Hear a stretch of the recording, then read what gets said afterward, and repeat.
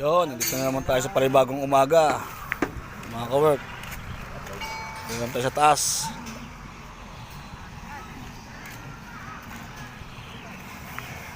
Hapon, buhos kami ng hagdanan, pan third floor. Ngayon tapos na, ito na.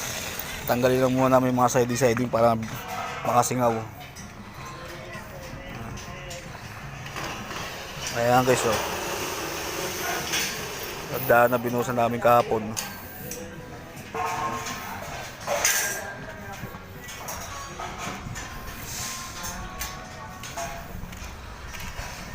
Pan third floor yan, mga ka-work. Yung hagdanan na yan. Ayan. Binuhusan namin kahapon kahit masama yung panahon.